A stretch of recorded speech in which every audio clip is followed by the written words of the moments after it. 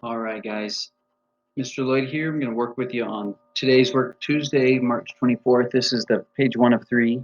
This is what it looks like. We'll go through the solutions here. So number 1's up on the board. We're trying to figure out surface area and volume, and it's asking us, in this case, it's telling us this guy, Quan, calculated surface area and volume for this particular rectangular prism. He gets a number. We're asking basically to check his work. So let's take a look here. I've set it up. Surface area is going to be 2 times 6 times 5 plus 2 times 6 times 7 plus 2 times 5 times 7. Those are our measurements for each of the faces. We multiply them by 2 to account for front and back, to account for left and right, and to account for top and bottom. That's why they were multiplied by 2. We get answers here of 60, 84, and 70. And remember, our goal here is surface area is to find the area of each face, add them all together at the end. So we do just that, and we get an answer of, let's see real quick. About 214, and then let's see, cubic units. So we're just going to say units squared. So 214 units squared. So the question, Quan calculated to 210. Is he correct, and how do we explain our reasoning? Well, of course, no, he's not correct. We can explain our reasoning by saying, to find surface area, I calculated the area of each of my rectangular faces, added them all together, and got a different answer. That's the explanation. Let's check and see about his measurement for volume. So remember, volume for a rectangular prism, simple. It's length times width times height. 5 times 6 times 7. We'll just do one step at a time. So 5 times 6 is 30 times 7. Next step, 30 times 7 is 210. And this one is also in units. Remember, volume is three-dimensional, so it's always raised to the third power. Volume is how much space something takes up.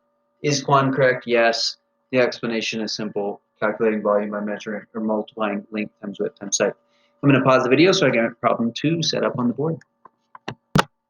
All right, so problem number 2 gives you 2 boxes, A and B, and it asks you to calculate, or asks you to compare surface area. In order to compare it, we have to calculate both. So box A, surface area expression is written right here.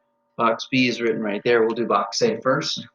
We're just taking the measurements here, and we know this is going to be 40 plus 20 plus 16, so we get an answer of 76 for box A, and that would be units squared. Box B here, we're going to get 32 plus 32 plus 8. So we're just adding everything together here. We get an answer of 72 units squared. So box A has 76 units squared. Box B has 72 units squared. Ooh, that's a little bit hard to read. I'm sorry, guys. So, of course, box A would have our larger surface area by 4 units. Okay, I'm going to pause to do problems. Actually, no, I'm not. I'm just going to do problems 3 and 4 because they're straightforward. Problems 3 and 4 are just asking you to write an expression for the surface area, and then for the surface area of any rectangular prism. And I'm going to sketch one real quick. And after doing a couple of these, remember this should be a review. This was something we did back in November. But here is any rectangular prism, length times width times height. SA equals, and just like we've been doing, we're going to do 2 times length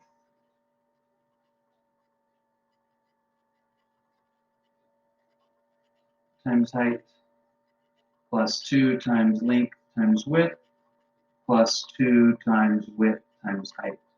So that's the area of each face multiplied by each other. That is number 3. And number 4, the expression for any cube, the surface area of any cube. A cube is going to look like this.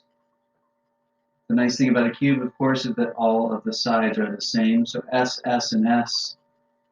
SA is going to equal 6 because there's 6 faces. and it's s times s, or s squared. That's all the time we have.